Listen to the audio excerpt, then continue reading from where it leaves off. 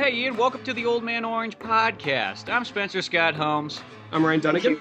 And today we got a special guest because we always talk about wanting to have guests and then we get kind of lazy about it and never seem to ask or have the time. I wanted to go out. There's this great show, this hilarious fucking online sitcom cartoon. I just want to talk to these guys. I just want to talk and the animation's so cool in it.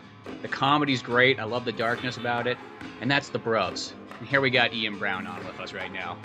Well, thanks for having me, and I'm glad you made the effort and made contact, because we love talking to people about the Bruvs, thebruvs.com. That's what we are. You know, you originally shared it with me on Twitter, just kind of came up, and he was like, here, check out this. And I was like, oh, okay, well, I'll take a look at this. And I watched one, and it was the little short, the Bruvs are talking to their little nephew. He's got to say shit, not poop.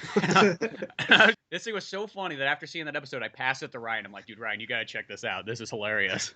What's so funny about it is, without even knowing anything about it, just clicking on that and you seeing this poor little Jason. Because Ryan had no idea what he was getting into. You see poor little Jason sitting on the bench, and he just these guys look shady as fuck. There's the swinging, it's everything just unsettling. Just the single swinging light bulb. Even the Bruvs, Doug and Den, they're funny, but they are just you could take them out of this and put them in any other movie and they'd be unsettling villains. And just the whole thing, how whenever they talk to him, every single time it pulls to one, the other is closer. It looks back, the other one's closer to him, you know?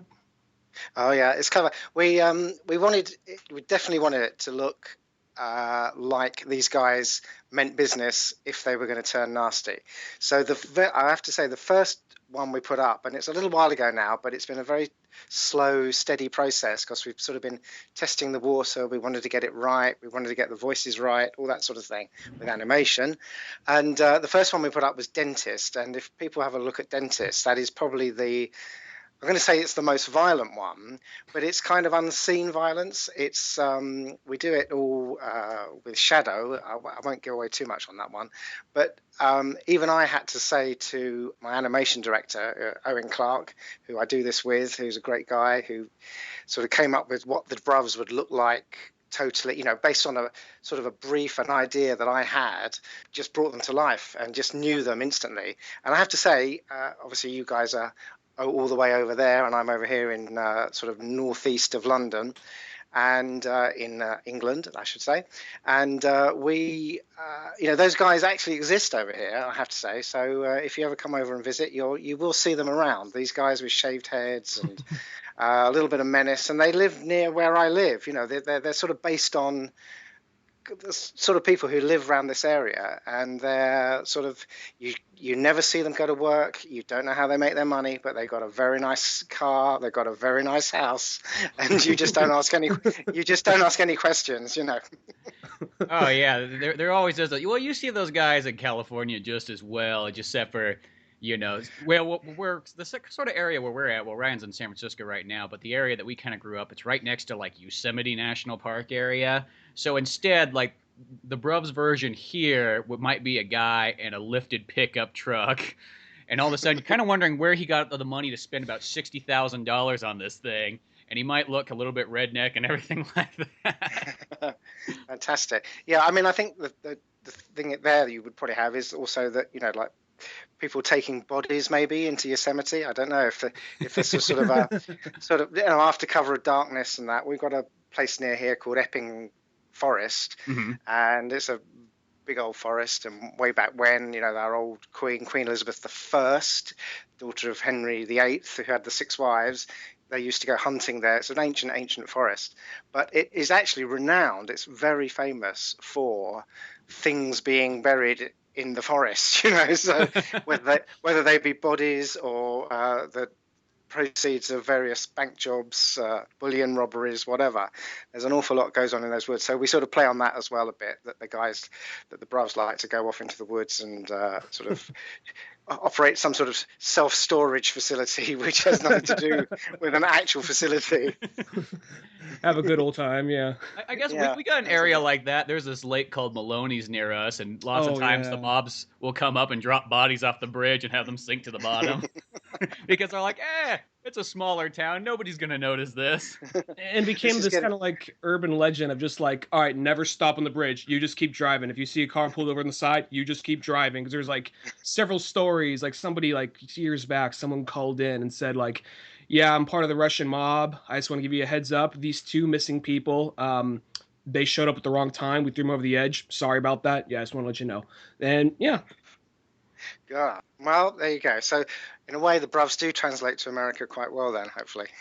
I think so. Well, we watched it, and then all of a sudden, like I'm like, what I liked about when I told Ryan, I'm like, it reminds me a lot because we do a cartoon and it's called Spunkles the Rabbit, or we changed it now to about Wallaby the Rabbit because Spunkles kind of turned people off for some weird reason. Yeah. So the name was a little too much, and it's pretty much it's a British cartoon, but we wanted to make it in that weird kind of like almost like Harry Potter way that America looks at England with all the kind of weird names that people sometimes make up. Even though I know Harry Potter comes from England, but there is that sort of way that people view things. So we're like, we'll just make things up with weird random words and everything like that.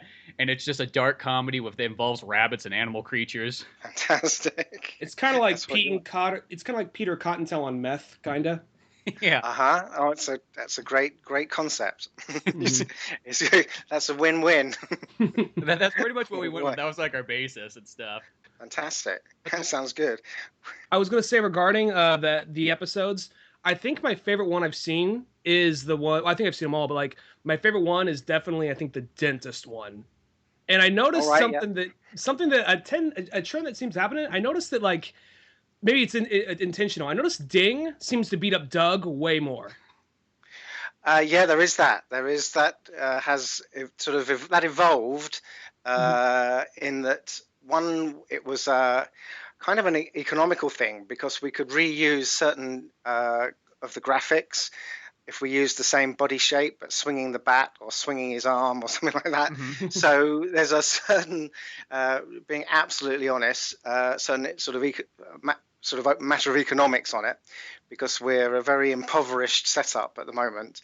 But it just sort of is the way it goes. In that one is sort of pretending to be intelligent, trying to use long words, uses them wrong, and the other one just is always very short-tempered, loses his patience with his brother, and it always, and it tends to end in mayhem between the two of them. Yeah, you well observed, but it's true. Yeah, it is a bit one way, the relationship in that regard, but we kind of like it that way. I like how Doug is just kind of like, yeah, I deserve this. Go ahead. He just takes it. That's it. Yeah, I have to say, doing them, one of my favorite bits was there's an episode Half Baked where they've gone out for the night and their girlfriend Chanterelle is supposed to be joining them, but she's had a disaster with her fake tan, and it just has a profile shot of like. Absolutely, that's it. But at the very end, as it's fading to black, you hear. Not a face. So it's like he knows he's going to get absolutely smashed to smithereens, but he's trying to keep his face, which isn't that good looking anyway, from damage. I just love doing that line because I do most of the voices, and then we put them through a sort of a machine that will change the pitch a bit and make them a bit more manly and such like, and and a bit more menacing, I guess. And that's what we do. So we have great fun doing it because as I say, we're a very small setup. There's just a very few people involved with it. But we're quite excited at the moment because we are growing, thanks to people like you guys and you particularly. We're sort of growing across America thanks to podcasters. It's amazing. You guys have Pod and Family and other things have just absolutely caught on to it. And it's sort of really spread. So we're really, really grateful to you guys and everyone else in the Pod and Family set up and podcasters generally. It's amazing. We're really, really chuffed. And so we're working as hard as we can on new episodes. We're actually working now on some music. We're breaking into sort of song. Going to have the Bruvs doing some song. That's awesome. So there's going to be a little twist on a bit of a rap, and which sounds very bizarre, but we're going to have it as Doug and Den in M. So that's the hope anyway. So we're working on that. But because I'm troubled today by seeing the new rules for YouTube about no swearing and no violence and wait, what? Boy, YouTube's going to screw us over again once too. Oh man, no, yeah. Is it? Do you just have to have like a parental lock thing on it before you go on there, or they're just saying, "Oh, no more violence, no more swearing"? No, just literally right now, trending on Twitter is YouTube is over party. Hashtag YouTube is over party. And all the YouTubers are going crazy on that. YouTube have just published new rules, apparently, guidelines for content. And they're saying no violence, no unnecessary profanity, No etc., fun. etc. Loads of new rules. So this podcast has already got a red flag, is what you're saying. Well, I don't know. You see, that's the thing. I can't find those rules on YouTube at the moment, but it's weird. Hopefully animation is okay. He said incredibly selfishly, but it seems a weird one. I don't know why they would do it, because as you know, YouTube is supposed to be 13 plus. And so it's down to, it should be parental control, shouldn't it? A little bit. Yeah, that's what I would think. But, I bet you that's probably all it is. I think it sounds like one of those ones where somebody probably blew it out of proportion, but probably what they're going to do, because, other ones have that, like Vimeo has it. When you get something that's rated R, you got to kind of like enter in your birth date, which really does not stop any child. Yes, some 10-year-old boy goes on there. Of course I was born in 1978. Yes, I am over 18, and everything has dropped. Exactly. But, I could see him doing something like that, where they say, hey, okay, we're going to block off, we're just going to put this up there so there's sort of a warning before you go into anything that's rated R. Because there, in a sense, is there something on there? I think about that when I'm uploading stuff. I don't think there is something that says, hey, is this adult-oriented or anything like that? Newgrounds has it. Podcast has it. Vimeo has it. That's the thing. There's no limit at the posting stage, is there? I don't think. So it's kind of crazy. So equally, how are they going to monitor it? There's so many zillions of channels. Most of the biggest YouTubers are people that swear into webcams anyway. So I don't even know, they'd just be hurting themselves right there, you'd think. Well, that's what's trending. If you go onto it, if you click on the hashtag, I'm not saying people should tune out from this wonderful podcast when they eventually listen to it, because that hashtag will have gone by then, I guess. Just had a quick look at it, and what people are posting basically is clips of every form of profanity known to man of their favorite YouTubers. So you're quite right. It's basically it's just brought everything to the surface that was possibly concealed before that moment. So that's that. They've done well. Well, yeah, I just think that's just one of those ones where people are taking it to a limit that probably it isn't. If I had to guess, it's something simple. I can't imagine them minusing that out. They probably just get some hate mail from like parents, so they're like, okay, we'll put in a little warning thing, and that's all it is. I can't imagine them taking stuff down, because that would be. Yeah, I don't know, because that'd be great, because that'd make Vimeo really come back in. Well, it would, but it would also harm their own revenue, wouldn't it? I mean, it would absolutely. Yeah, it totally would destroy their own revenue. So who knows? I have to say, we took a bit of a decision on the Bruvs not to have any A-class swearing on it. We go to sort of B+ class on it, but we just sort of took that decision. Not for any great reason, just so that more people could probably watch it, and it could be shared a bit more with younger people and such like. So that was our thinking behind that. But there is a certain level of swearing in it, obviously, and quite a lot of English swearing. I mean, I don't know if you guys, you wouldn't really kind of say bollocks, presumably. Well, I'll tell you, we do, because with our English rabbit show, we got pretty well versed in all that. Oh, well, good for you. I mean, the thing is, if you're into Python and you're into sort of all the old classic English comedies, you would be fully versed with those sort of words. But it's one of our favourite words, because over here it's a bit rude, but it's not super rude, if that makes sense. So it's kind of, and we just love. It's just a great word to say, as Doug or Den, I have to say. And so, funny enough, it is the principal lyric of one of the songs we're working on at the moment. So it works very well. Repeated. Well, that would make sense, because in the trailer it's utilized. Yeah, repeated greatly to music. It's very amusing to us anyway. No. We just hope it will amuse others as well, because that's always the plan. Well, I think then you have the episode Bollocks Box. Yeah, absolutely. Do you have that over there, don't you? Do you have Gogglebox USA? I think you do. It's a real program. We're setting up a real program there. It's a kind of a reality show where they have, I suppose, cameras fixed on top of TV sets over here, and they actually film people in their living rooms watching TV shows, and they're amateur TV critics talking about that week's telly. And those people over here have become quite big stars over here. And we just thought, what would the Bruvs make of that? So it's like a combo. It's a combo of them sort of being on it, but them also commenting on it. You know, like this isn't real telly. You know, what happened to car chases and fights and all that sort of nonsense? That's what they want on their telly at night. You know, and so they just and as you know, it ends in once again a violent act of frustration. Well, I love the ending to that episode, just where they chuck the couch to the TV and they're like, well, at least we're watching our own couch. Absolutely. Like that right there in itself, it thing. just busts me out. I guess the only thing that I can think that we have over here is just when people do that on YouTube. I don't know if I've seen it where full on people, maybe they do sit on the couch. Maybe it's just something I've just never ran across.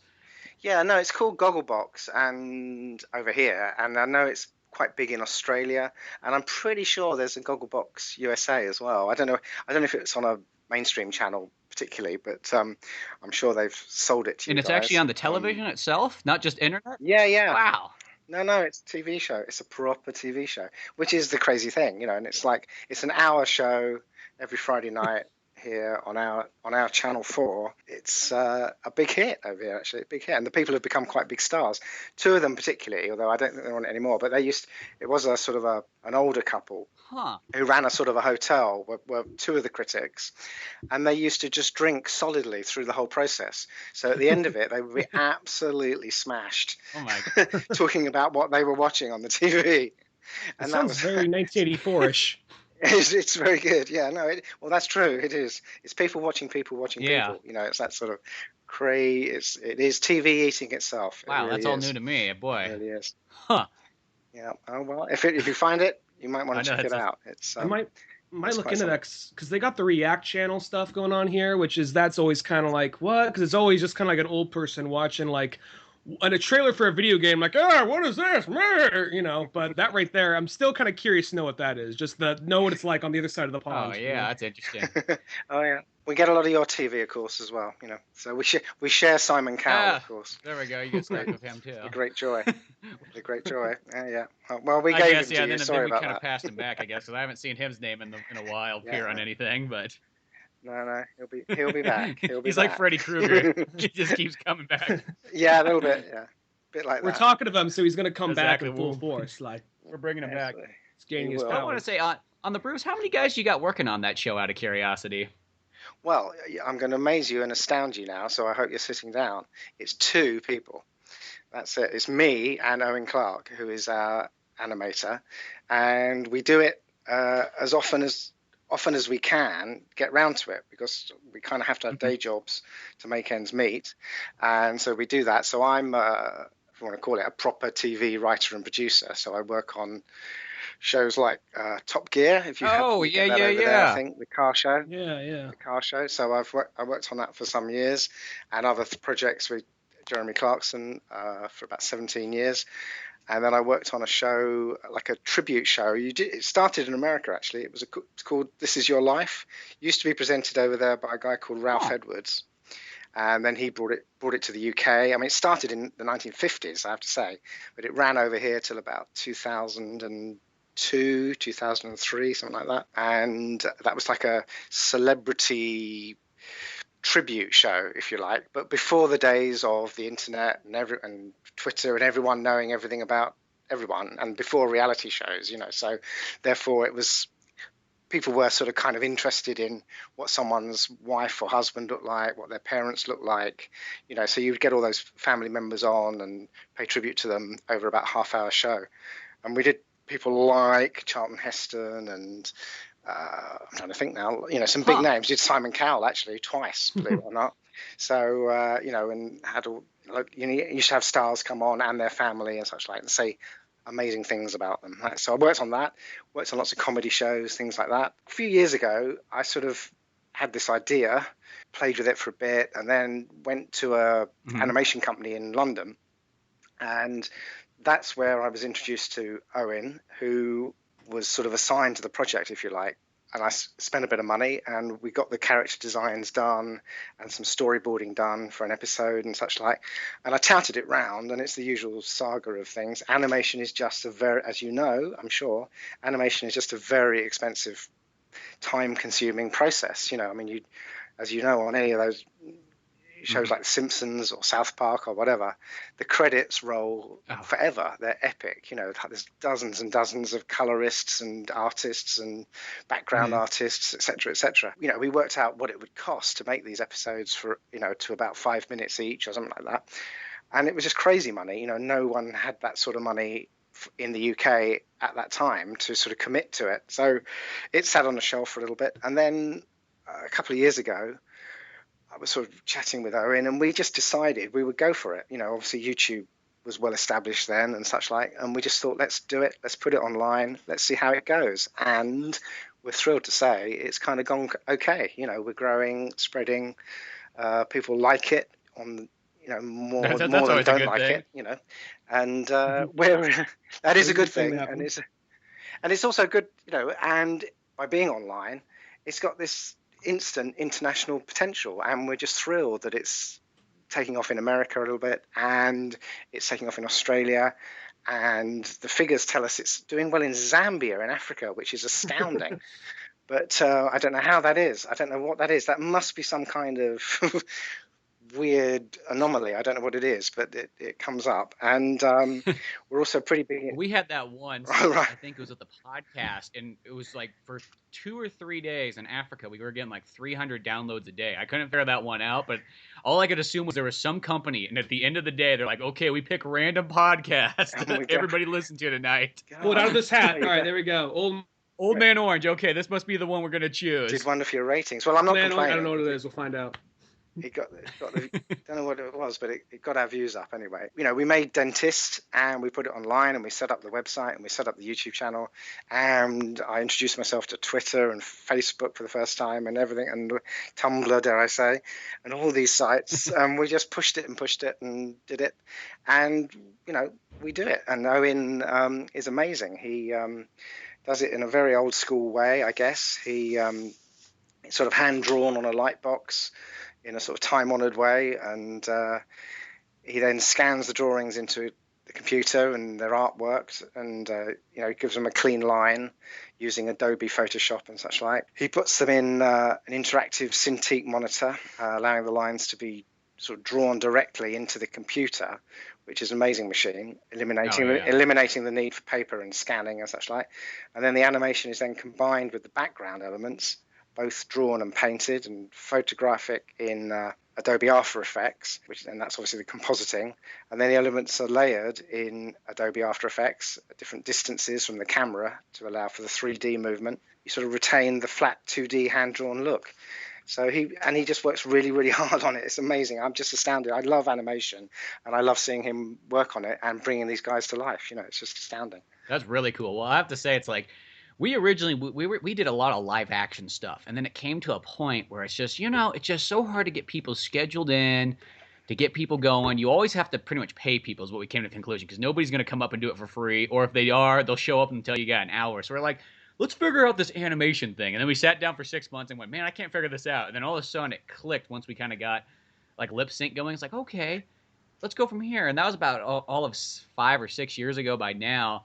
And then we just kept trucking along with it. And the one thing that I love about animation, and this is the thing, is even though it's a time-consuming process, between me and Dunigan, we can do anything. You don't have to ask for other actors. You don't have to get anybody else to help you out. If you need to go to Paris, you just draw Paris. And that's what's so cool about it.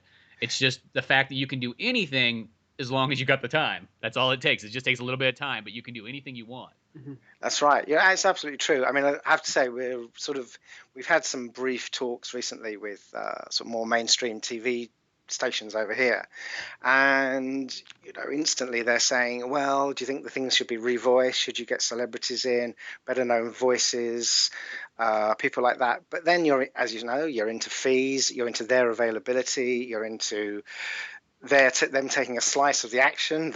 There is no action at the moment, but it's there's the hope is there for the future with it if it grows some more. And we're just kind of resisting that a little bit at the moment because, as you quite rightly as you say, it's fun to do this and it has so much potential, and we're enjoying doing it ourselves. Modern way with TV now is very much by committee and such like, and you go through all sorts of hoops to satisfy lots of people. And this is a really refreshing process because, as I said, it's just the two of us. We have another guy who is great, Paul Richmond, and we go to his little studio and we record the voices, and he helps to edit the pictures and put on some effects and things like that. And then we've got two guys who do our music, and I have to get them right. They're Stig Winslet and Pete Harbour, and they're amazing. They're sort of semi-pro musicians, and they just can write sort of anything, sing anything, play anything, and they're loving getting involved with it as well. So it's a great process, as you say. It's amazing. Yeah, that's perfect. You got to like having all that kind of there. And it's just, that's the thing with animation. If you can just, ask a handful of people, like mostly the only other person we ever asked to kind of help out was we'll have to go find a female at some point, because you can only do so many female voices as a man before it gets like, okay, this character needs to be taken a little bit more serious. Like, I can do an old lady's voice. I can do, a crazy lady or something like that. But when it gets down to you're like, okay, I need a serious female character here, that's about the only time it's like, we'll go find an actress for that and get that going. I'll say the way you said that, we just got to find us a female. Just the wording on that. Is that when you go out to that bridge near your place and you just find a female? So it's the bridge, out to Yosemite with your pickup truck. Yeah, exactly. That just always reminds me. There was this one time when I was in San Francisco, and we were going to shoot this video with a buddy of mine from Estonia, and I was on the phone with him talking. I was like, okay, do you still want to do it, even though there's going to be no girls? I couldn't get any. Which, walking through the hall, somebody's like, what are these guys shooting now? Very good. Well, I totally empathise with the female voices thing, because I do Chanterelle's voice, and that is very hard work. I have to do that at the very end of the day because it absolutely stuffs my voice, and I have to make sure we got all the other stuff in the can already, and before I try and do Chanterelle, and then it has to go through various stages to make it even more high pitched and annoying. But regarding Chanterelle, I just want to say the way Ian, Ian, is that how you pronounce his name? Ian or Owen or Ian? No, Ian. I'm Ian. Ian. And Owen, you're Ian. I'm Ian, and the other guy is Owen. It's that we chose similar names. But his is just spelled crazy. E-O. I mean, what kind of a name is spelled E-O? Well, I looked at that originally. I'm like, it crazy. must be Ian and Ian. That's got to be the logical way. Yeah. And then you say Owen. Well, it would be cool, but but one is Ian and one is Owen, and it's kind of a weird one, isn't? Anyway. Well, the way Owen draws her, and plus the combination of your voice, that character is haunting. There's just something about it's just disturbing to look at. Just how orange it is, the face. I understand. It's kind of like droopy almost, and it's got these, I don't know how it's got, just the way it's curved and everything like that. And sometimes she's got her head tilted, looking at you. Kind of camera slowly panning in. Owen may well have been working through some kind of therapy when he came up with what she would look like. But he said, I know who this is. And he drew her, and that was that. And it was fantastic. And but I have to say, presented her in a certain way thus far.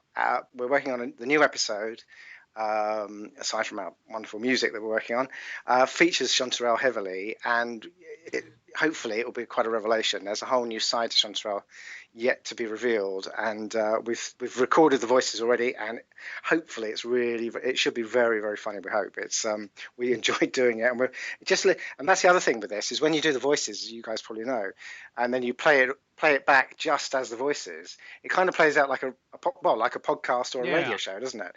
So and we find ourselves it's very indulgent, I guess, but we just find ourselves peeing ourselves with laughter what we're listening back to, it's not praising the sort of effort that we put in or whatever. It's just luckily it makes us laugh, and if it makes us laugh, that's the key thing. And animate it, and that's it. Yeah.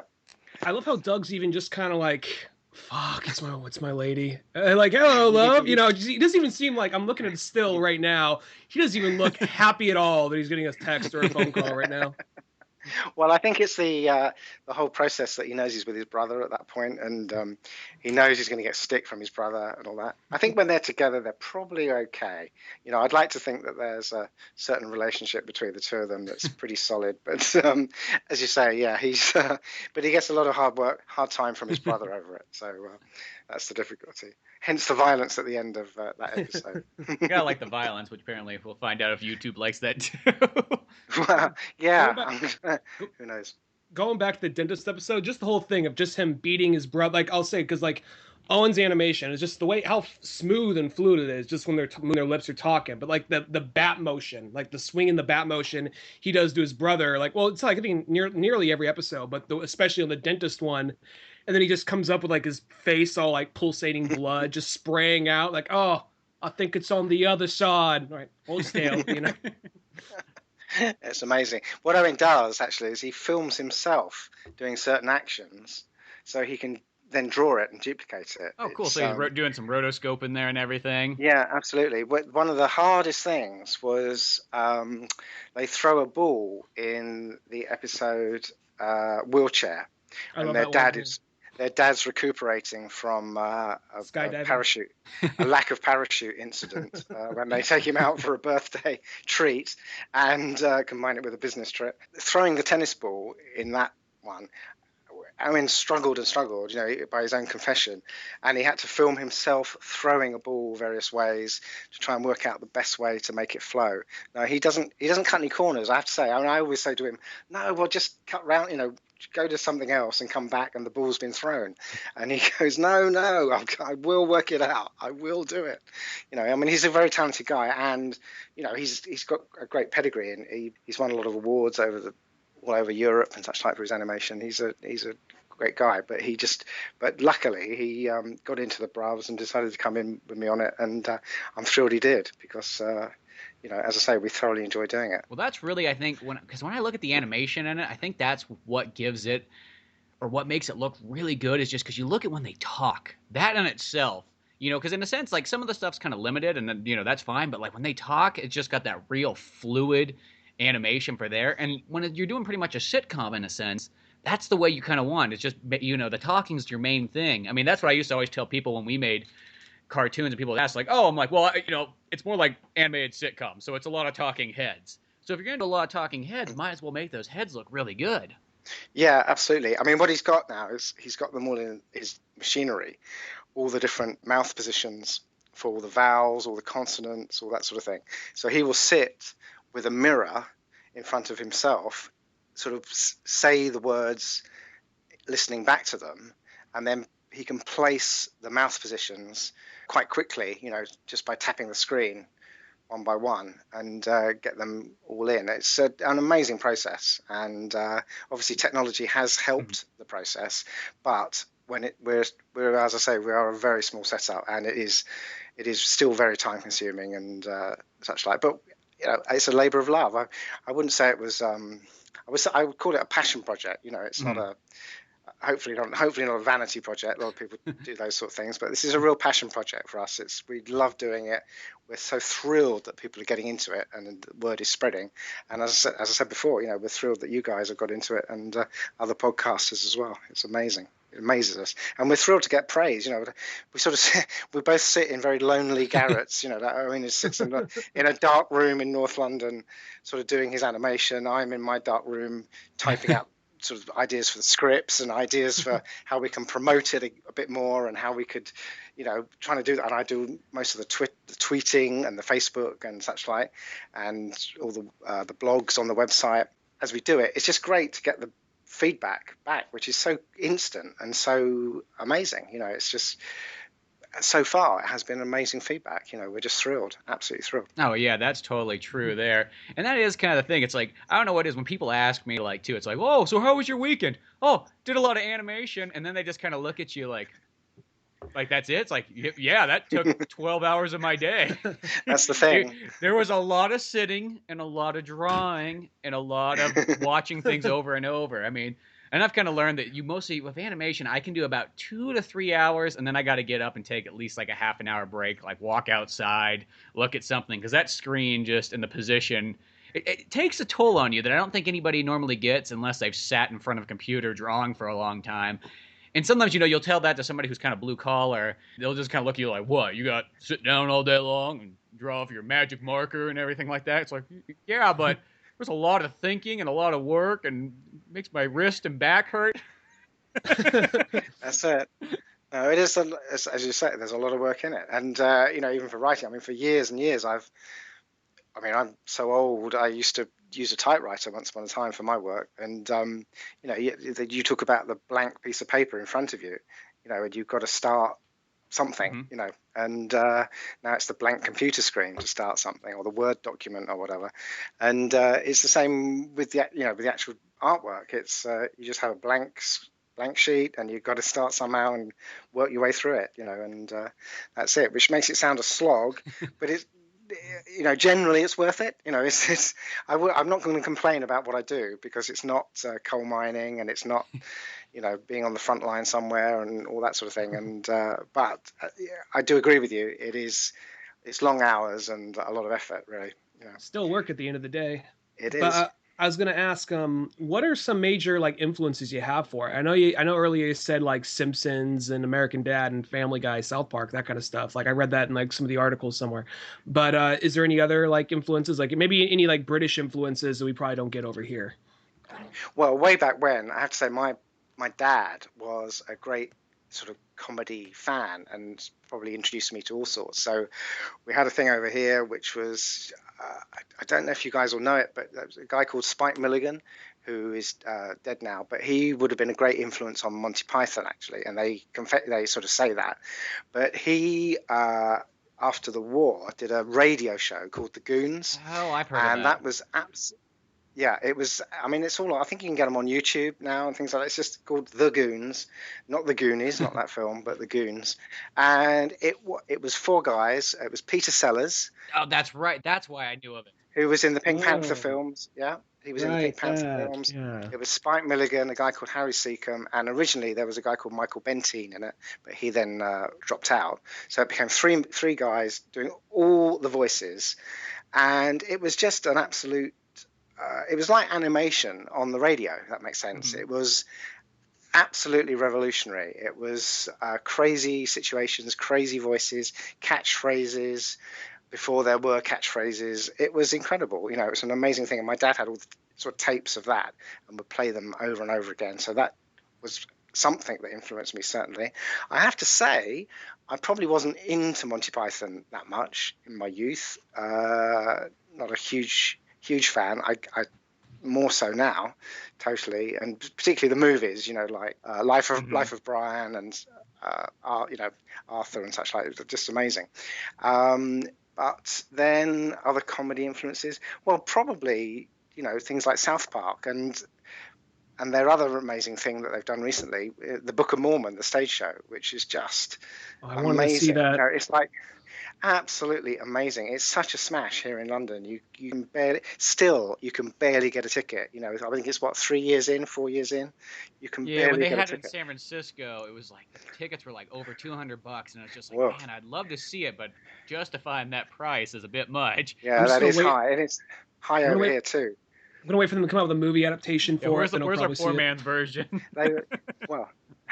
I think they're still coining it from the Oh, I think stage at the so. moment. So I think Trey and all the others will take their time for a minute. But that is amazing. I mean, the whole idea, the ethos of which is from South Park as well, of offend everyone and you won't offend anyone, is just astounding. I mean, it's amazing what gets said on that stage, and you think people around you will be sort of struck dumb or whatever, but the laughter in the theatre is astounding. So that's great. And I suppose at school I was a bit of a show off in school plays and things like that, so I liked a bit of performing. And so doing the Bruvs is again sort of going back to my childhood. Really, it's that sort of performing, but with a safety net. This is Owen's animation makes it all the more amazing. That's the key. Other influences would be, I don't know, more traditional sitcoms. Actually, I mean, I quite like certain sitcoms. That I'm trying to think of any American ones that would be things like, I have to say, Larry Sanders. So his take on the late night chat, that late night chat show send up that he did, Gary Shandling did, was amazing to me, because I did work on sort of variety and entertainment shows like that as a writer, and I dealt with egos like that, of the stars, and so that whole thing was just, him and his sidekick Hank were just amazing. The relationship was just amazing to see on screen. So I like that, and Curb Your That's a great show. Enthusiasm and things like that. So that sort of humor sitcom, kind of thing, modern observation sitcom. I have to say, at the moment, we're getting reruns over here of Parks and Rec with Amy Poehler, and I'm loving that. I didn't get into it first time round, but it's just amazing. I think it's hilarious, very funny indeed. I always wanted to write sitcoms. I was like, I like that style. It's just, you can just write joke after joke after joke and put kind of stuff in there. And that's sort of where, our animation, we had a series we need to come back to because people keep commenting on it, but we did the original drunk Batman and Robin thing. It started off live action. Well, started off action figures, then live action, and they started doing animation. And what our goal with that was, hey, well, people are going to be looking up Batman. So they'll see this Batman show, and then from there, we can kind of like throw in our own original stuff. So it's sort of our catch-all. We'll get them with Batman, and then we'll lead them into here. And that was just like, for me, it's just like sitcoms were the way to go, because, no matter which ones you watch, it's just, you can have guys sitting around cracking jokes in their living room, like that's almost like what 2.5 Men is. And look how long that gone for. Just literally guys sitting around in a living room making jokes. So you're like, okay, there's a simple premise. You can use animation that's kind of simple, because that's what I kind of like about animation. You don't have to be nearly as good of an artist, like, let's say, not saying anything against it, but you look at a comic book, you want to make sure that looks really good because you got that one frame to show your action. But in animation, you can the movement almost sort of makes up for it. And people go, oh, well, that still looks really cool. Even if it looks really kind of cartoony and simple, that's okay. We'll accept that. So let the comedy kind of speak for it. And there you go. There's your sitcom that's animated. Absolutely. Totally go ahead. Totally. Yeah, no, I was just going to say, I totally agree. It's I did write for some sitcoms over here in the UK, but I'm not even going to say them because you won't have heard of them, but because they're very British. But and that was some time ago. Yeah, that whole gag hunt is it's very rewarding to bring them to life. Bring them to a screen. It's just great. It's just now, great. Did you ever watch the Mighty Boosh over there? Oh yeah, that's all good over here. Yeah, that's amazing. And do you get the Fast Show as well?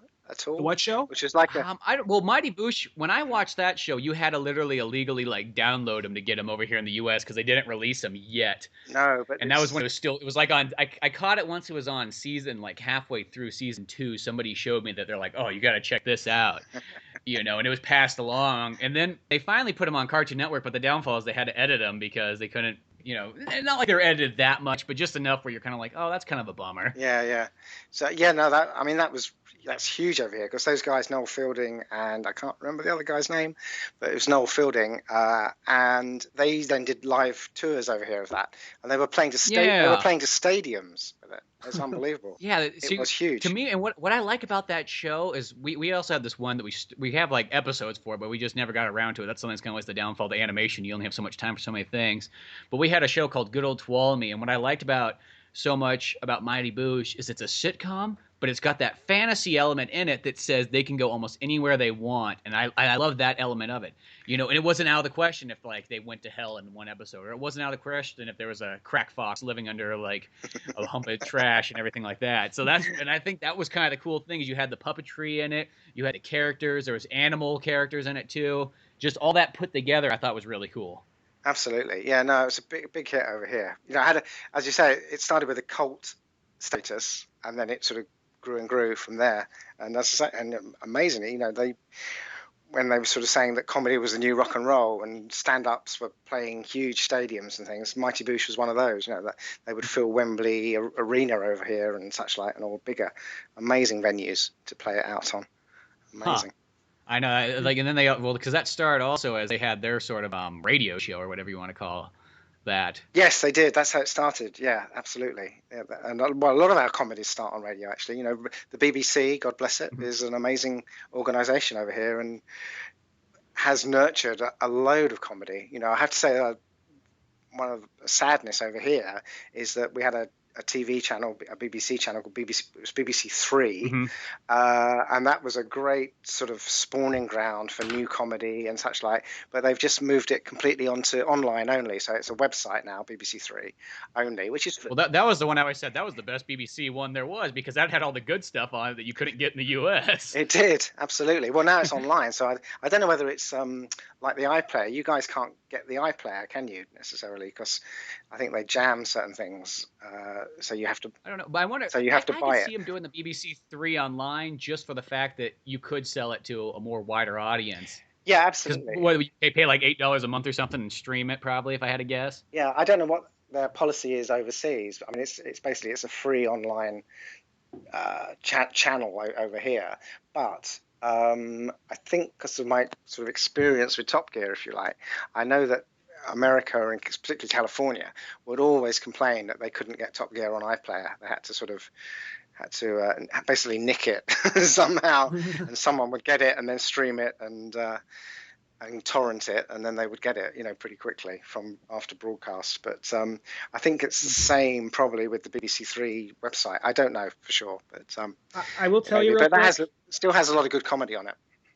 Oh, I will tell you this real quick, just since you work on Top Gear. Two of my dad's favorite shows, American Top Gear and the original British Top Gear. So just thought you'd let me know that. There you go. He's very limited. Both versions. Yeah. Yeah, he doesn't like to get too far away from that's His amazing. two favorite Well, shows. nice to know. Two versions. Yeah.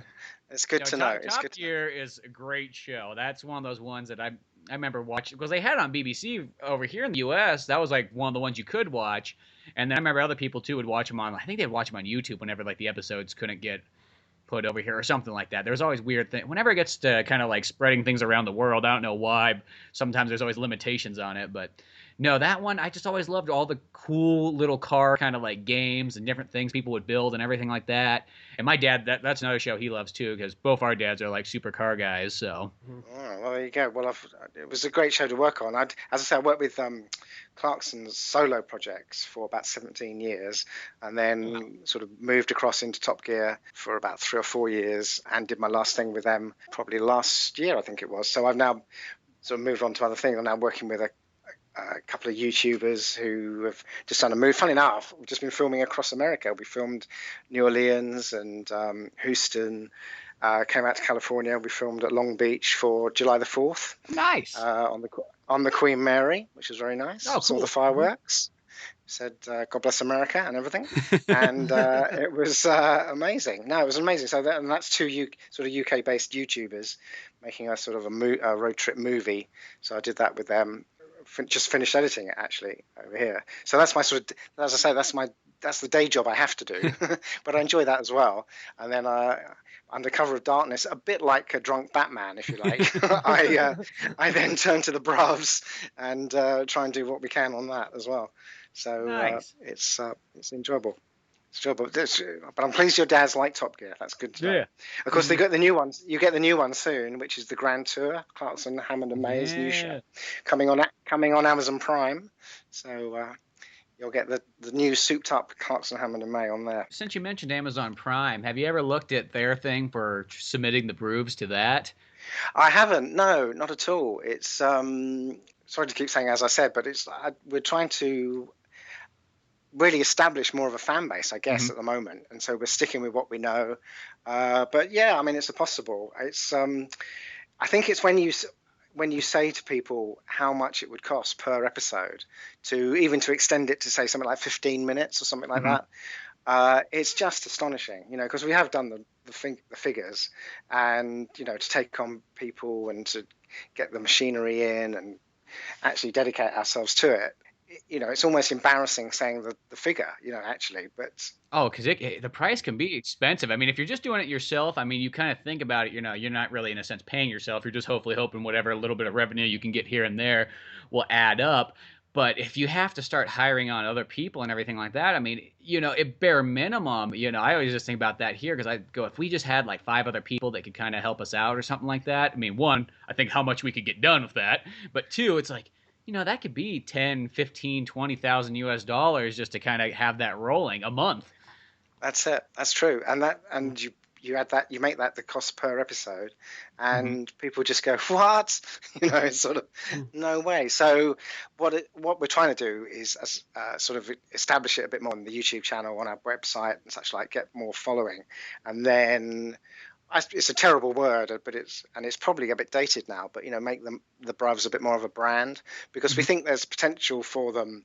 And it sounds very mercenary, but there is potential for them for like greetings, and you could see them doing personalized birthday messages, have an happy birthday or else, things like that. So we've got lots of, there's lots of plans, but it's pie in the sky at the moment until it's all a bit bigger, But the hopes are there. But yeah, no, Amazon Prime would be a great place to go. And I know they've got loads of money. It is that crazy thing of, they say, well, how much does it cost you to make the 2-minute ones that we make? And of course in theory it costs us nothing, because everyone's in it for the joy of it and trying to make it work and trying to make it a success, and we do it a bit part-time and a bit full-time when we can, and whatever, and we make it work. But if you actually costed it out to be doing it 9 to 5 or whatever longer each day for all of us, and to take on some more people, it is a very expensive process. It's just crazy, but it's a great process to be in. I love it. So we persevere trying to make it bigger and more popular, and then we'll take it around the place and see who wants it, hopefully. If this might be jumping a little bit ahead here, do you see it being kind of like a Adult Swim kind of thing, where it's like 11 minute episodes or something, or like 20, or full like sitcom 20-minute episodes? Well, that's the thing. We're trying to each episode now. We're trying to develop the characters a bit more. We sort of started with I suppose you call it slapstick, with the violence and such like, and that is still very much an element, because that's the nature of the characters, because they do smash the what's it out of each other at the least thing. But certainly the next episode we're doing, which features Chanterelle a bit more, it's a lot more talk, and it's a lot more sort of character development, hopefully, but in a very funny way, in that you discover something about Chanterelle that is hopefully funny, but also a revelation, So that's what we're looking to do. And the joy of where we are at the moment is that we can vary the lengths. So we can do some super short episodes that just move things on a little bit with the characters, or we can do some super short episodes where we've recorded the voices for some absolute just all-out violence, comedy violence things, which have yet to be animated and that. And then we can do longer ones. We have already recorded the voices for probably a 7-minute program, and we've started to do storyboard for it and such like. But that's we would have to really dedicate ourselves to that, and we may have to think about taking on people and things like that. But it's a great episode, I have to say, on paper, and the voices are. It sounds funny when you hear it back. So the hope is that. So I think that's a nice place to be with the YouTube channel and our website, is that you can vary the lengths. So there's no great plan necessarily at the moment, but equally, what we're also trying to do, and trying to be a bit clever, is some of the episodes will bolt onto one another. So, for example, Wheelchair would bolt onto Parachute; it would just follow on. So you double that up, and I think that then makes that about 7 minutes, and we're sort of possibly working on some opening titles now with a catchy theme tune sung by the Bruvs, and so that adds a bit more time and things like that. So it's all little tricks added to them. So we want to make it feel much more like a sitcom. That's the plan, certainly. And we're just taking our time as fast as we can to get it right and to just keep them funny. That's the key. Well, the nice thing too is that, like, at the end of the day, once you add them all up, you can piece them together even and go, oh man, well, we could literally just have a full-on, fill a 20-minute time slot and just have it be kind of just little multiple stories that kind of continue on and fade in and fade out and keep going. And it's, you're getting to know these characters, but you could just program in a slot. That's always kind of the nice thing, is that's sort of how, when we do ours, a lot of times we'll write a script like it's a 20-minute episode, and then we've been breaking them up into like 3-minute chunks or so and trying to edit them out, because if not, that would take 2 years or so to sit down and animate. But if you break it up, absolutely, yeah, in a sense, and that's a season right there. Yeah, so like one season is technically a whole episode. You go, so Well, whatever happened to those guys? Are they working on that new episode? They've been gone for 2 years. We get that all the time, about every couple days or so for our Drunk Batman, because we haven't worked on one in like over a year. There's always just one like, hey, when's Drunk Batman 10 coming out? And it'll always kind of be on something else you did, like, I didn't want this stupid rabbit cartoon. Where's that Drunk Batman? Or why are you guys making a podcast? Just do Drunk Batman. Like, what do you got better to do in the day? The thing is, I'm not really offended by it. I'd be like, well, we work a lot, we have day jobs, and I'm just kind of like, oh wow, they like it that much. Where I thought I'd be kind of like, okay, guys, just give us a minute, But it's probably some 10-year-old kid like almost pushing you up in the corner, like, hey, what the heck? Come on, you. Well, we animate that shit. Like what? Yeah, well, we get some of that as well. Like when's the next episode? When's the next episode? And I just have to explain. Please be patient. We're making it as fast as we can. I always say, we're colouring in as fast as we can. This is the way to go. But luckily, people are patient at the moment. I have to say, with us certainly. If you have $10,000, we can get that episode done for you in a week. There is that. Yeah, there is that. So if you really want to see it really quickly, there's a real easy way to do it. Just need $10,000. That's right. Show of hands. Yeah. Well, Halloween's coming up. You could head out. We've got a nice bit of Halloween coming up for the Bruvs, actually, because obviously, well, Halloween is basically demanding stuff with menaces, isn't it? So, therefore, certainly trick or treat is. So we've sort of imagined the Dunigan Den going out to various doorsteps, trick or treating, and what they might get up to. And so we got. Are they taking Jason along with them? He's not in it. We're not. We haven't. It could just be a panel for this year, but we've got a thing planned which might be ready for next year. But which sounds ages away, but obviously, we've got to. That's how animation is. It goes in short little steps. To us, we understand it. Like you do 3 seconds of animation sometimes. You're like, oh my god, look at that. That's amazing. You try to explain that to somebody who doesn't do animation, they're like. 3 seconds? You spent 3 hours? And it like blows their mind. I know. Well, when you think of sort of like Pixar and the size of their setup, and when they do something like Finding Dory or whatever, and they can do, they're obviously making specialist trailers a year, 2 years before the finished film and such like. But that's then all discarded stuff. That's not even in the film. I just, it would be lovely to be in that position, wouldn't it? Where you can just, be that creative, get your stuff made, do it, put it out, and then we won't use that in the actual movie. We'll use the other stuff, and so I just love it. And then obviously all the so-called deleted scenes in those where they're running with the credits and that. It's just that I love all that stuff. Big kid. That's all it is. I'm just kind of wondering what the Bruvs are going to dress up like for Halloween. I mean, I'm not going to ask you to spoil it for us, but I'm really curious. Okay, well, hopefully you won't be too scared. Well, I'll say you do a good job. Right.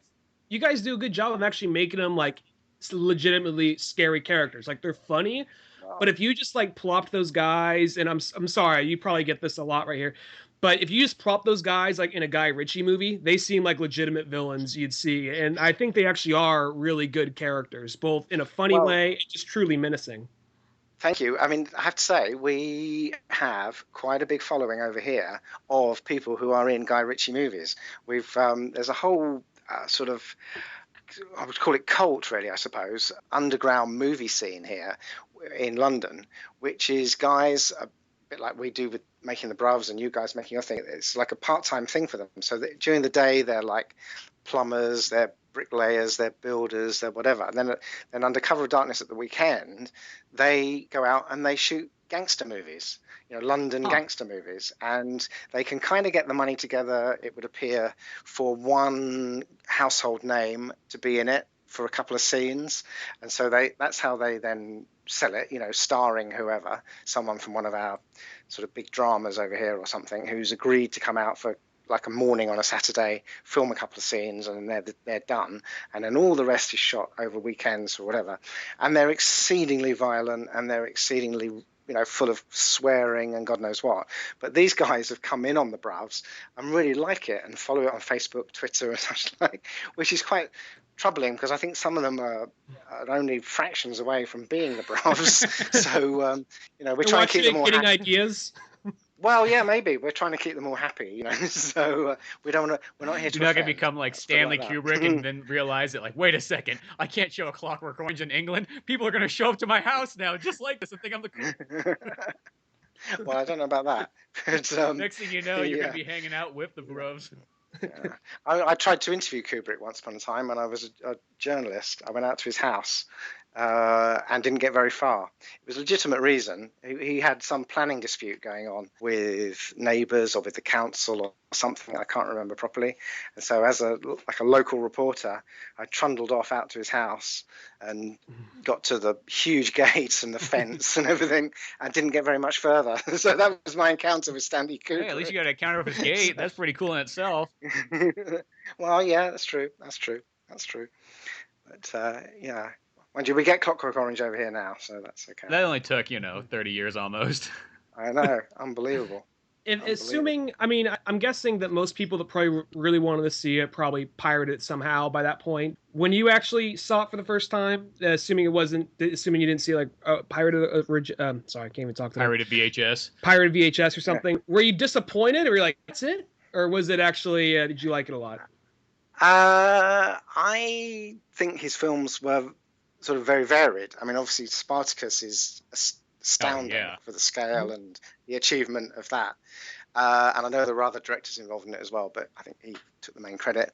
And other of his films are just astounding, Full Metal Jacket and such like. But no, probably Clockwork Orange wasn't one of his best films, I wouldn't have thought. I mean, it's based on a book, controversial book, so the film had to portray that. But it is very stylized, isn't it? Stylized violence with the classical music, stylized camera angles and such like. So Death by Ceramic Dick. I wouldn't necessarily say disappointed, but kind of, why was that banned kind of thing? It's that sort of It's weird, it's just, that's what happens with time, isn't it? We accept things. It's like, why was Life of Brian banned or why did people bow to pressure to ban Life of Brian in various cinemas over here when the religious groups, flared up and such like? You just I don't get it now, it's like, and they tried, and the Pythons tried to explain it, but no one, certain people wouldn't listen to their arguments. They just wouldn't shut their mind to it. And so that was that. But now it pretty much gets shown on certain channels here pretty often. It's not every night, but it's on a lot, so with time, everything changes, doesn't it? It's amazing. Yeah, that's unless you're in some of those countries that, like Thailand, that have issues with some movies. Absolutely. I was just curious because, I was just wondering because, after waiting so long and having that movie finally come out, oh, that was it, But at the same time, though, I mean, I think 1984 is still banned in America. Really? Is it? My word. Yeah, it was for some time. Maybe the ban's lifted now, but I want to say that's banned in America. It's goofy how sometimes that is. Mm-hmm. I don't know. Yeah. You mean the John Hurt film? Yeah, the John Hurt movie. Yeah. So no, I'm amazed. That's freely available over here. It was on. I think it was on the other night actually. On the telly over here. Oh, that must be nice. Just streaming. Come over, guys. Come over. Go on over and see what it's like. Get some civilization. Some culture and shit. Yeah, not all of these trees and mountains and fire. I know. Now we're leaving Europe. You'll be all right. Well, hell, if Trump gets elected, we all just might be moving to Canada. So Yeah, there is that. Yeah, good old Canada. Yeah, but Canada's not going to want any of us. They'll be like, whoa, we're not letting you all fill up there. You guys. Oh, you hosers, you turn around, you go the other way now. You made a decision. They'll be building their own. They'll be building their own wall. Yeah, exactly. God bless Canada. Canada. I wrote a gag for The Simpsons, for Homer Simpson to do for, I mentioned it before, Simon Cowell's This Is Your Life. Because I think he's been a character on it 3 times. And so Al Jean and the guys at The Simpsons agreed to do an animation, a message from Homer to Simon Cowell. And so I wrote a piece for it. It was something like, "You Brits have given us so much, Monty Python, warm beer, and Canada. And that was as good as that was. And then it went on from there, obviously, and hopefully got even more funny. But it was great. And they had Homer sitting on the sofa with a Union Jack hanging behind him, the British flag hanging behind him. Oh, that's pretty darn cool, right there. And he was saying, and it was. You got to add I the think, Simpsons. That's awesome. well, yeah, no, it was amazing. I mean, it wasn't an episode, but it was a thing by Homer Simpson. So that's, that's all that Have matters. that's on my Al Jean showreel. say that. Have actually Al Jean say your words is pretty awesome right there. Oh yeah, it's pretty good. It was pretty good. I had to have a conference call with Al Jean and showrunner, as it were, and he sort of said no, because I'd written it that Simon Cowell was a guest on The Simpsons, and he said all those guest appearances, they're not guest appearances. These people are real, and they're in. So these guys come to Springfield, and they're real people. It's not a guest appearance by anybody. So it had to be rewritten, to take account of that. So quite strict on that they were. Yeah. But he went on to talk about with Simon Cowell. He was going, we just love you Brits coming over here and telling us how badly we sing and perform. So it was wonderful. Went on and on. It was very good. They got into it. Luckily. That is super Amazing. cool, though. Yeah, I was proud to do it. Very proud to do it. Make Homer talk. That in itself is an achievement. Absolutely. I can retire now, maybe. It's like, what's the point of going on? I've done it all. there is no point. I've hit the pinnacle of animation. Well, you guys give it a point. Yeah, you guys. exactly. That's a great. Praising the Bruvs, which is great news. And I can't wait to see more of it as time goes on, because I just think it's hilarious. And I think, to me, it reminds me of the comedy that I really like. It feels very dialed in. Like, I'm going to say this because, sort of when you watch things, you can kind of see, like, hey, this is for some other audience. This is for this kind of audience. When I watch the Bruvs, I go, this show feels like it's made for me. It hits all the right notes. It's what I like. I like that dark comedy where it's almost like it could almost be taken. Someone else could watch this and go, what's funny about this? This seems all real serious. What's going on in here? And that's good, though, because I like that. That's what makes dramas have such good comedy in them, is you can get this stuff in there where you don't really think you're watching a comedy, but then I just love that kind of dark humor that can kind of come throughout it. And I think that's what that captures. And I almost feel, to me, it sounds weird. I'm going to relate this to our show, Wallaby the Rabbit, but it feels similar to that. Because even when I shared it with Ryan right off the bat, I was all like, dude, this kind of reminds me sort of Wallaby. Check this out. This is hilarious. And Spencer kind of he put it more eloquently than I could. But yeah, that's I feel like the show, just for how dark it is, it really stands out. It's just a very original show and just something we're not used to seeing over here. And it's just, on top of being incredibly dark, it's just funny as shit. And it also kind of reminds me of a little bit of In Bruges, like that very dry, deadpan humor. Like, a lot of people, they might not even it's kind of one of those things like Spencer said, I think you could show that to some people and just, it's so dark in some ways, like, wait, what? They pushed an old man out of a wheelchair out of a plane?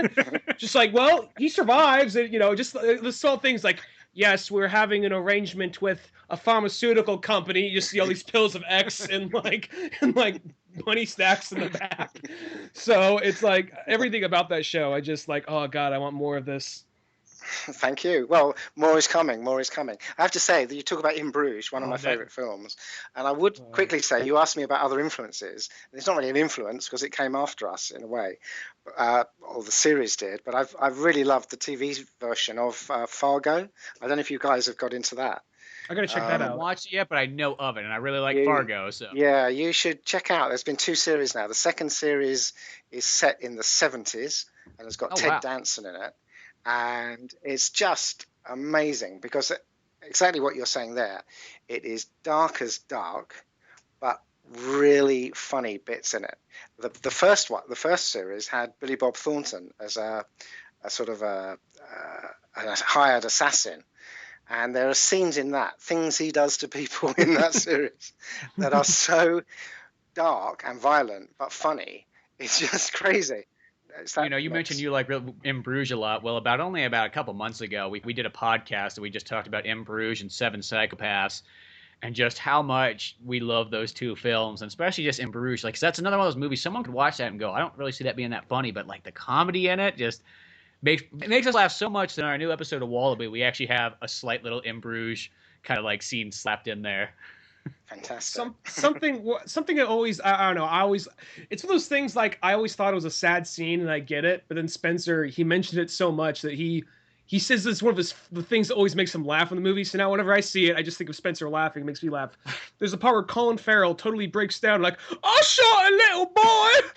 It's just now there's nothing funny about that scene, but just something about it. Now just hearing that, just like whenever I watch that scene, I'm just like busting up laughing. Like, "I shot him in the head, Ken." When you watch a movie too many times, I don't know what it is. It's like we've gone past the part where, oh man, that's sad. Oh my gosh, that's dark, and to the point where you've seen it like 5-6 times that now you just bust up laughing watching it. I don't know why it sounds so horrible when it can be told that to a regular person, but I'm going to recommend another film to you if you haven't seen it, which is called The Guard, which is about an Irish policeman in Ireland, set in Ireland.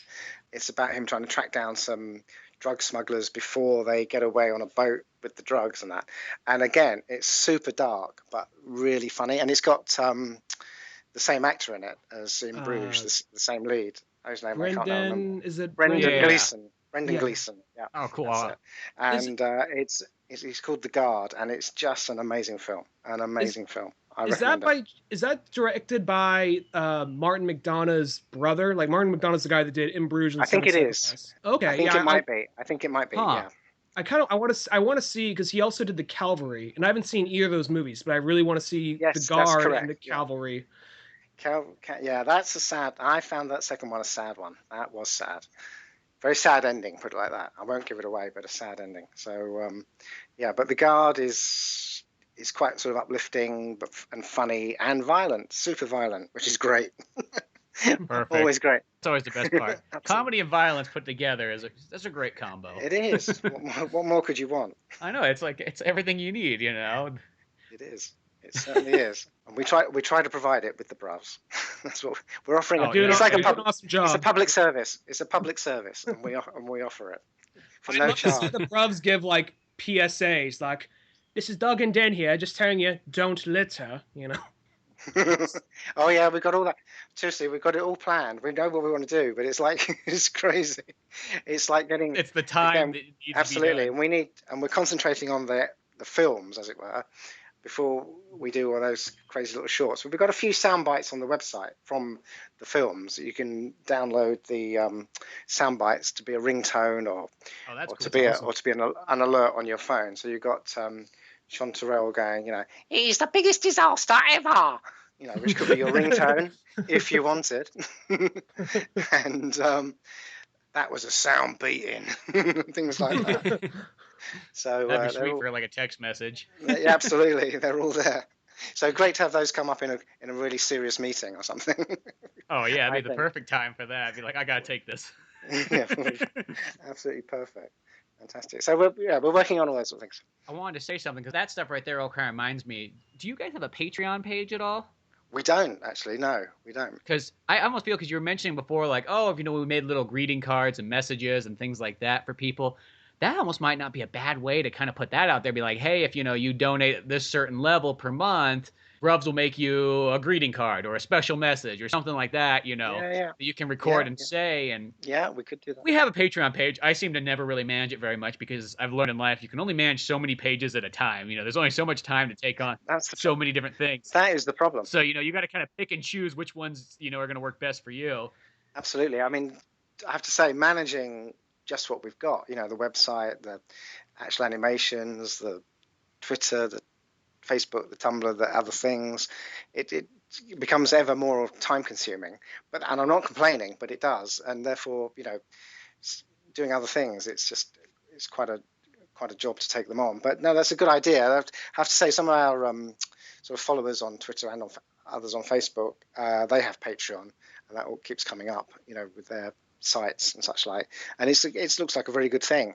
It's just whether or not we could meet people's requirements necessarily at the moment. Yeah. We'd love to dedicate more time to all of it, but it's difficult. But we're open to offers. We get quite a lot of direct messages and such like, and emails with people saying, could you do this for us? Could you do that for us? And if we can, we will. We absolutely will. As you say, it's another thing to add to the list of things you have to do. But but I hasten to add, I'm not complaining. It's a thoroughly enjoyable thing to do, and we are enjoying it. Oh yeah, that's totally how it is. And well, it's like I see myself. It's almost 50% of the work, is sort of, I always call it's the self-advertising of maintaining all those websites. I can see why some people actually hire people to do that, because it is a lot of time that has to be taken in just to going on the Twitter and posting things and responding to things. And I mean, I know in the modern age, if you told that to like your grandpa, he would just look at you in shame. If you told him, it's a lot of work, Grandpa, that I got to go on and post things and comment something funny back. I mean, I got to think here. I know. And only with 140 characters, you don't get it. That's not including the hashtag and the actual word. And I've got to choose an emoticon. But I have to say, years ago when I first started in work, it was before mobile phones, and or cell phones, and it was before fax machines even. So if I was working on a certain entertainment show and we wanted to invite, say, an American star to come over to the UK to appear on it, we used to type or handwrite a letter and send them a letter, and then and ask them in the letter to phone you at a certain time on a certain day, and either they did or they didn't, and you never knew if the letter got there or not. And then all of a sudden, obviously, you got fax machines, and then you got email, and working life just changed. Oh yeah, unbelievably. It's so you talk about telling your grandpa about keeping up with Twitter and such like, but that they had time for other things because you weren't bombarded by all this stuff you have to keep maintaining now, were they? So it was great. So it was great in its way, but then you wouldn't have things like your Wallaby the Rabbit or the Bruvs, without new technology. So it's what it's about. Well, because you think about it, like think trying to create an animation, what we're doing right now, 30 years ago. It would be real difficult with just one or two people doing it, Really difficult, I would think. Yeah, really. If not almost practically impossible. I mean, not saying you couldn't do it. It would be real simple. It'd probably be literally just two characters looking into the screen talking, and that's about as far as it's going to go. Nothing else. Be like early gaming. Sort of, yeah, exactly. Like ping pong and things like that. It would be very basic. Yeah. Very basic. And a lot of those early games, too, were only made by one or two people, which is always that's at least kind of cool to always hear. It's just like, oh, yeah, Prince of Persia, only really one guy. Yeah. Oh, wow. Amazing. What was the, what was the thing, not Angry Birds, but the other one recently, a guy in Korea who stepped down. He Flappy Bird? Quit. Fez? Yeah, that's it. Yeah, Phil Fish. He quit everything, quit social media and everything. Because he would every once in a while he like loses shit and say something that a lot of people wouldn't agree with, and a lot of people. I mean, I don't know. I mean, I kind of watched Indie Game the movie, but I mean that's my extent of knowledge of him for the most part. But he would just have unpopular opinions on things, and then people would flame him on social media. They'd be like, "Fuck it, I quit. I'm done." And that was that. And then he flapped away. And that was that. With his money, mind you, but his money trailing behind him. But I am not bitter. It says here. I am totally over it. Yeah, I am not jealous in any way. But guys, just shows a good idea, and if you work at it, it'll happen. So. I think that's always the key thing. That's the plan. That's the plan. Constantly keep working at it, and then if you keep putting time into stuff, it's just going to get bigger and bigger. There's no way that it's not going to happen that way. Absolutely, that's it. So keep managing those accounts, guys. You got to keep doing it. Keep up the social media working there, because that in itself is half the work. Like I'm okay about that. Like I'll do really good for like 2 months, and then I'll make some really good contacts, and then like exchange and all that. Then I'll just like, well, I got 50 more followers, and then I fuck off for like another month, and then come back like, okay, I guess I gotta pick up the pieces again. So let's get this going. Yeah. I just want to go hide in my room and animate, and I will just show it once I am done. Because some people, like, they give out too much stuff. I see that nowadays where it's like, they'll be like, here's my storyboards online. Now here's my, like, rough animation. Now here's this. And the next thing you know, it's like, I feel like I've already seen the animation before you even finished it. Like, at least keep some secrets there. Yeah, no, we are. Yeah, we resist that as well. I have to say, because the idea is you see it. I'd say Owen's very protective until he's ready for. Even I don't get to see stuff until he's ready for me to see it. That can take a while, but he makes amazing animation. So I'm ever patient, and it's good to see. So we've resisted. So we've put a couple of storyboards out for things that are a long, long way away, where we've sort of plotted them, but it's a very ambitious idea that we haven't got time to do at the moment. But it's just to give, because people do ask about it and people do quite like to see that sort of thing, but not with episodes that we're making, because as you say, it does give it away. It gives away the gags, because we only have a few gags per episode. Can't give away the jokes now. So if you're giving them away at that stage, that's not quite right, I don't think. I think the cool thing to do is it's almost like you wait a while after the episode comes out, and then you can kind of almost release some like special features afterwards. So it's like, you've seen the episode, now see behind the scene. Keep it like that instead of. It's even big movies do it nowadays. I mean, I looked at like Suicide Squad. It's just like, gosh, you guys are pretty much just handing the movie out before it's even released. Like, keep a little bit hidden. I mean, no. Absolutely. And do you see? I think it was yesterday or the day before they released sort of before and after images of how they were doing some of the green screen on Suicide Squad. So they had like there's a boat scene, this is amazing. All against green screen, and the boat is actually in a car park on wheels. It's nowhere near the water, so even the water is CGI. Everything behind it is CGI. The storm coming is CGI. This is CGI. The whole bloody thing is CGI. It's unbelievable. It's amazing how fake movies are. I mean, it's one of those ones, like, that's why I love movies from like the 30s and 40s. It's just because when you watch those ones, literally everything's real in it. I mean, obviously, yeah, there might be some dummies and things like that. It's all real. It's all physical. Let's just say that. There's no CG. The special effects, if a bomb goes off, a bomb goes off. If a gun goes off, blanks. And I think that in itself, the sword fights, I mean, that's two guys fighting each other with swords, even if they, it might be doled down and everything like that. But that in itself makes me excited when I watch those kind of films. Absolutely. I mean, I'm loath to open the can of worms that is the sort of the DC and Marvel debate and such like, but those films now are just, look what we can do, isn't it, really? We've got loads of money, look what we can do. And they do it, and it is amazing, and they are successes, generally speaking. But it's just like, how many more buildings can collapse and fall towards you and things like that. So I have actually entered that whole argument, but I didn't mean to. But I mean, I love them as spectacles, but it's kind of like, maybe some of that money could go to some other films, maybe. It's just like, because you realize how many hundreds of millions of dollars are being pumped into those special effects, and it's kind of, maybe some other movies could get made. I think I read an article somewhere saying that, like, there's actually, people are starting to get disaster fatigue, because after, even though I love Man of Steel, after Man of Steel and a few other movies, they just, like, I think it was even Star Trek Into Darkness, they have the part where, like, the Enterprise, or the evil Enterprise, whatever, goes crashing through San Francisco, knocking buildings over and all that.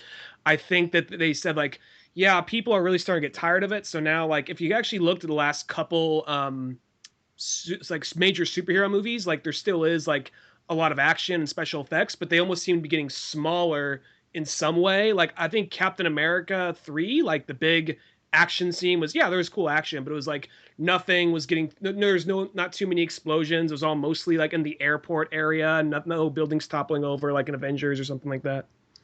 Right. Yeah, well, I can see it. Yeah. And don't take this as me being kind of like, hey man, get off DC's dick. This isn't me being that guy. But I mean, I knew I'd opened a can of worms there. I'm not even gonna. Yeah, I don't want to stir up the Marvel. I don't even want to stir up the Marvel DC debate, because I love them both. But and even like, I mean, I know Justice League's not even out yet, but from like what little bit they showed, it even looks kind of smaller than other movies that have come out, and there's like way less destruction. And Batman v Superman, even though I have my problems with that movie, way less destruction in that one than Man of Steel. So I think they're starting to kind of learn little by little, maybe, hopefully. Yeah, maybe. But as I say, I love them all, and I love all their fans. So, did that cover that? I think it did. I think so. Yeah, good. I think that wasn't a get out. I think in 10 years, though, I think you're going to see this artsy kind of resurgence of physical movies once again, where people are going to start doing. They're going to try to start doing. They'll probably happen with indie movies, but it'll be puppets. Well, they did it. They did it with. I'm cutting quick. So they did it with Mad Max, didn't they? Tom Oh, Hardy's Mad yeah. Max, where it was all Yep. done. I feel like that's sort of the start of it, but afterwards you're going to start seeing puppets coming back. You're going to start seeing models being used once again, Right. because I've even heard little debates and stuff where it's just like the guys that make the models, it's like, even the CG, but you can't capture that same feeling as like a model flying through space and things like that. There's something special about that. And I could see it even maybe combined together, like half model, half CG. But I could see there being almost people kind of like a Tarantino are going to say, no, I'm not going to use any computer graphics. I'm going to make this whole fantasy movie out of real live stuff. Mm-hmm. Yeah. I mean, well, 2001. Back to Kubrick. Models there were pretty convincing, weren't they? I have to say, pretty convincing. Oh yeah, totally. Amazing. And that's the thing that makes those kind of movies cool is like you're watching it and it's even though it's in space and sci-fi and everything, it's all real. That's what's kind of neat. You could poke it if you were there. Absolutely. I think you are right. We are going to have this resurgence of more like just practical movies because we're even starting to see it like you said, Ian, like on Mad Max, which is like my favorite movie last year. But Mad Max Fury Road, and then there's also even though there's still CG, Star Wars. If they could do like a big puppet, they do a big puppet. If some stuff was still CG, but they're working to try and make it more practical, which I can actually. Just going back to 2001 Space Odyssey, imagine the brass on that dude walking into like an office full of like suits and saying, yo, first 45 minutes, monkeys hitting rocks. All right, that's first 45 minutes. After that, dude chilling in space, robot gets pissed. After that, he's tripping balls, a lot of tie-dye, a lot of big drums and weird noises for the last 20 minutes of the movie. That's happening. He just walks out the office. We'll make it. Well, Go make it. Yeah. Once you just kind of came off Spartacus, who's going to say no to that? Precisely. Yeah. Well, but he got away with it, didn't he? Amazing. I mean, what an amazing. Oh yeah. I think I think they're going to get like some weird stuff like that again pretty soon. I mean, you got people trying to emulate it, but I think I think people are getting a little tired of all the superhero fantasy stuff. We're probably going to come back around to more independent stuff fairly soon. Absolutely. Well, I think it's sort of generational, opening a whole new debate, but you kind of get it certainly on TV over here because we've got a resurgence of certain types of game shows over here on the TV, and they're all ones from my childhood, if you like. So people who are commissioning those shows are my age, I guess. They remember them as kids, and they're going, "Oh, I quite like that," and so they're recommissioning them or reviving. They call it reviving or an homage or whatever. Reboot. But they're back. Reboot with new presenters and even sitcoms. We're having a season at the moment over here on the BBC where they're rebooting 1970s sitcoms, which were, to say the least, non-PC.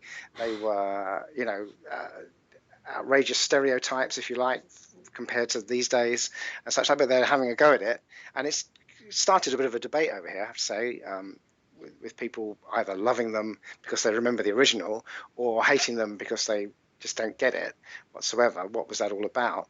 But it's obviously commissioners of a certain age and therefore film producers of a certain age are harking back to things that they liked as a kid. Like obviously J.J. Abrams is a perfect example. Like he worshipped Star Wars and Star Trek and things like that. So he's done the goods, hasn't he? He's done the business with them, taking them right back to what he loved. And I think the nice thing now is like they finally got it where, hire the guy that actually likes the material and actually knows it. Because there was a time period, and I use video game movies for example, where they would hire just some Eastern European director to direct this game that he didn't really know anything about, and it was kind of weird. It's just like, and I think it was to the point where they're like, well, we're not going to hire a 20-year-old director, some 25-year-old guy who's maybe directed one short or two shorts, even though he might know everything about this game. We're not going to get that guy. We're going to get somebody who's a little bit older and a little bit more knowledgeable.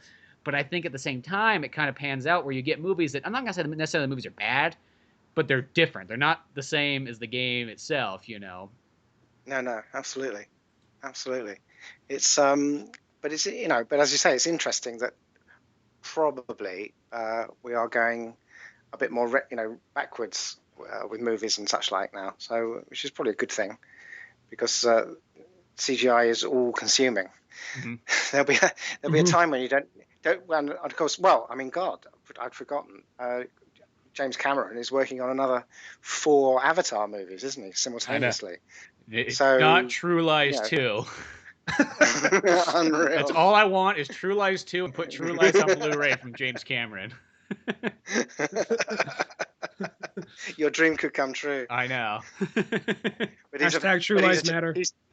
He's just a bit tied up with Avatar at the moment. So. I know, it's a little too tied up. That's all I have to say. But I loved reading the article about it. You know, like, well, we started making 2, and we figured we could make another 4. So, because I overwrote it. Yeah. Said, didn't he? So. Well, it's like Avatar 1 was one of those movies that came out, and it was like some people were like, "Oh my God, did you see Avatar? It was life changing." It's like, yeah, I enjoyed the movie. It didn't really blow me away, but I enjoyed it. And then like it seems like as soon as people started to forget about it, like here's 5 more. It's like, well, why? I mean, people already kind of moved on, but whatever. Well, you talk about us being tardy turning out animations. I mean, this is years later. People are going to have forgotten Avatar almost in the commercial sense, aren't they? It's sort of, it had its time, had its buzz, you know, which is where I suppose you have to say they were clever with Lord of the Rings and The Hobbit, where he sort of made them all back to back, if you like, or consecutively or concurrently, and then was able to bring them out each year, you know, one after the other. So, which is a very, very clever move. Very clever move. Yeah, I think it worked better for Lord of the Rings because I mean, in all honesty, the only Tolkien books I ever read, only ones I ever read was The Hobbit and most of the Fellowship. And then from there, I was just, dumb kid. Just the movies are coming out. But I'll say The Hobbit. I think that really could have just been one like 3-hour movie. It didn't need to be chopped into 3 individual movies. Yeah, no, I mean, I have to say that was a bit of a cash fest, wasn't it? You could see they could try and duplicate the Lord of the Rings thing of one each. But it's a great spectacle. I mean, what Peter Jackson did there was amazing, just amazing. I think New Line and Warner Brothers just like, well, it worked out for Harry Potter, the whole splitting the last book into several parts. Well, we're gonna do 3 with this one. We're gonna top that shit. So I was like, oh, okay, absolutely. That's what I will say, because I was all against The Hobbit when they were splitting it up at first. I'm like, well, it's the shortest book of them all. Why has that got to be 3? And then when watching it though, I was like, well, they still did a good job of making it enjoyable for what it is, and I like kind of the stuff they added to it. I mean, does it need to be 9.5 hours in total? Probably not that long, but it's still, I still enjoyed it quite a bit. But you got Benedict Cumberbatch as a dragon. What do you want? Yeah. Now just imagine him as a puppet. How good would he have been? It was really lacking. It was really lacking a drunk Batman. That whole series. Oh, you're too kind. I'm just imagining just like that whole scene, just like almost a Muppet style dragon, like rah, little hobbit, rah, rah. Oh, that's back to films like Willow. Oh yeah, Willow. That is a good movie. Mad Mortigan. Oh yeah, such a good movie. They were trying to make him like medieval Han Solo. It didn't pan out, but I still love him for trying. That's my favorite character in that one, though. No, I love it. I love the character. I love that movie. But people are like, oh, yeah, well, right. I thought that movie was a big deal when I was a kid. And then growing up later, oh, everyone else didn't like it? Shit, okay. Me and my buddies all loved it as kids, so I don't know who these other people are don't like Willow. There's like one kid in our circle of friends who was like the shortest kid in the group. We just called him Peck! Just to fuck with him. Just childhood cruelty at its finest. Fantastic. Should you be owning up to that on the airwaves? I don't know. You should be. We've said worse shit on this podcast. It was the 90s. There wasn't any judgment back then. Okay, right. So there could be some compensation coming his way. Though. He called me fat ass, so it's a trade-off. Oh, fair enough. Yeah. Okay. Fair enough. Well. There's a perfect place to probably. I guess. To probably end. We don't need to take up the rest of your day there. Or, you're pushing into nighttime by this point. We're starting our day, but you're getting the nighttime. I know, and thanks for getting up early, guys. That was good. It was very good of you. So thank you very much. And it's been great talking to you. Great having you on the show. I know, that was perfect. Well, I got to sleep in, so I wasn't really actually complaining. So do you edit this to spare your listeners a bit, or? Yeah, I mostly go in and I just trim it to make it kind of smooth. But most of our episodes run at about an hour and a half. This is about the perfect length. There was a time period. This is like episode 258 or 59. podcasting is one of those ones you kind of learn it as you go along, so you don't really know exactly what you're doing right or wrong in the beginning. And we had some episodes that were like 2.5 hours long, and I remember one of my buddies came up to me and just said, I don't know how I'm going to be able to listen to 2.5 hours. I like the show, but that's just a little too much.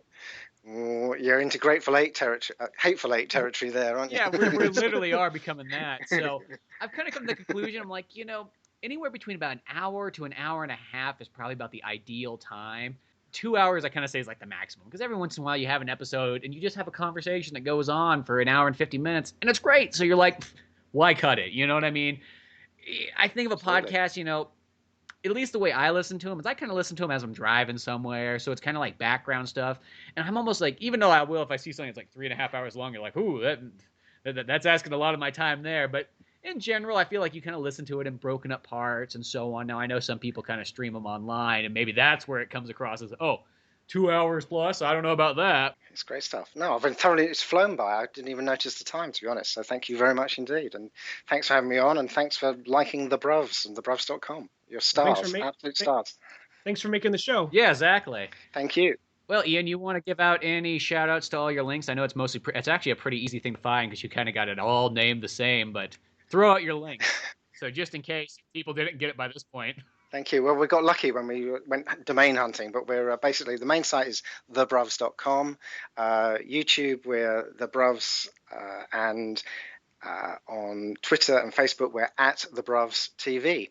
And everything leads to each other there, so you can find it all the films, all the funnies, all the stills, all the laughs. Perfect. And then you also got T-shirts out too right now. We have got some T-shirts out, limited supply, but if people DM us or use the contact through the webpage, thebruvs.com, they can make contact and we'll give you some details and different prices and such like. And it's not a full-on merch campaign, but we do have them because hopefully that helps spread the word, and that's what we're trying to do. Well, perfect. So yeah, make sure to go out and check out the Bruvs. It's super funny if you didn't figure that out by now. We only talked about it quite a bit, but it's really one of those ones, like, I always feel kind of bad. It's like, you make animations and stuff, and then you want other people to watch yours, but a lot of times you don't get around to watching other people's stuff because you just don't have the time. But this is one of the ones that just kind of magically had to happen at the right moment, and I checked it out, and I just loved the hell out of it. It was just my type of comedy, super funny. Make sure you check them out. Other than that, though, check out our stuff at oldmanorange.com for more podcasts, cartoons, music, and more. And then, all the other good stuff. Find us on Twitter, support us on Patreon, and all that other things that we have to shout out at some point. But till then, I'm Spencer Scott Holmes. I'm Ryan Dunigan. Special guest. And I've been Ian Brown. And you've been here. I've been Ian Brown. I've been him. You just edit out all the stuff where we stumble and say stupid things sometimes. Okay. Perfect. It's been fun, guys. Thank you so much. Really good to talk to you. Thanks for coming on our show. Thanks for coming on the show. Well, as I say, thank you. And thanks for the shout-outs, and thanks, everyone, for getting into the Bruvs. We're absolutely delighted over here. Thank you.